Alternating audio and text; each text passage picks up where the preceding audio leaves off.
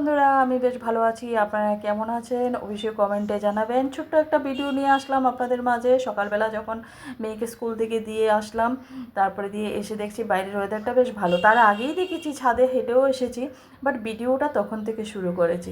ওয়েদারটা বেশ ভালো, খুব একটা বেশি রৌদ্র নেই, ওয়েদারটা বেশ ঠান্ডা ঠান্ডা।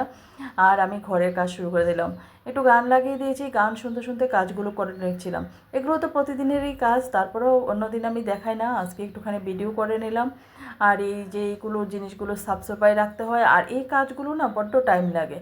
তারপরে সেই টিফিনের বাসন টাসন ধুয়ে গ্যাস ট্যাস পরিষ্কার করে চাউলটা ধুয়ে রেখে দিয়েছি। তারপরে স্নান পুজোটা করে নিলাম। স্নান পুজোটা হয়ে গেছে, এবার তো একটু চা খেতে হবে। চায়ের ভিডিওটা আর করলাম না, একটু বসে চা খেয়ে নিলাম।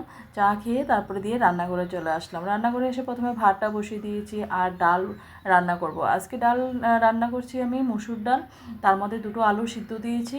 আলুটা সিদ্ধটা দিয়ে একটা সবজি রান্না করব। কিসের সবজি রান্না করব তাই ভাবছি। আর না, আজকে আমার কি হয়েছে বলেন তো, কাপড়টা ছড়াতে ভুলে গিয়েছিলাম কাপড়গুলো। তারপরে মধ্যেখানে গিয়ে কাপড়গুলো ছড়িয়ে দিয়ে আসলাম। এসে দেখলাম ডালটা বয়েল হয়ে গেছে, আর ডালটা রান্না করে নিলাম। এবার সবজি কী রান্না করবো ভাবতে ভাবতে সেই যে সিদ্ধ করা আলুটা ছিল সেটা কড়াইতে ভেজে নিচ্ছিলাম। আর কি বলে, সয়াবিন ভিজিয়ে রেখেছি, আর ক্যাপসিকাম কেটেছি। ক্যাপসিকাম আলু সয়াবিন দিয়ে রান্না করব। তো কি হয়, আজকে না একটুখানি সমস্যা হয়ে গেছে কি, মশলাগুলো ভালো করে পেস্ট করতে পারিনি। প্রতিদিন কিছু না কিছু একটা সমস্যা থাকে। আমার মনে হয় সুবিধার থেকে বেশি অসুবিধাই বেশি থাকে আমাদের লাইফে। তো এইগুলো ছোটো মোটো সমস্যা, এগুলোকে এড়িয়ে চলতে হবে। মশলাটা যেইটুকু পেস্ট হয়েছে সেইটুকুই দিয়ে আমি ভেজে ভুজে রান্নাটা করে নিলাম। রান্নাটা করতে করতে এই যে কালকে বলেছিলাম মোবাইলটা আমার একটু সমস্যা করছে। আমার না সমস্যা থেকে আর ছুটকারা নেই, কিছু না কিছু একটা লেগেই থাকে। স্টোরেজ ফুল, কিছু ভিডিও ডিলিট করতে হয়, দিয়ে তারপরে রেকর্ডিংটা করতে হয়। তো এইটা একটা বিরক্তকর বিষয় হয়ে গেছে, আমার মোবাইলটা আমাকে বারবার ধোঁকা দিচ্ছে।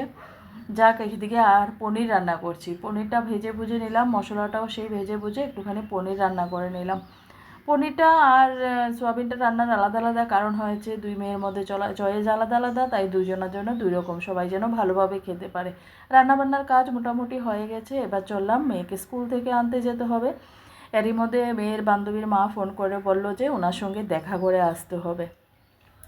তো আমি বুঝে গেছি আমার জন্য কিছু একটা আছে ওনার কাছে। তো যাই হোক, স্কুলে চলে গেলাম, একটু ছুটির পরে একটু দাঁড়ালাম, উনি এসেছেন। অ্যাকচুয়ালি না আমার জন্য মিষ্টি নিয়ে এসছে। মিষ্টিটা নাকি একদম মানে পিওর বলতে গেলে, রসগোল্লা ছিল।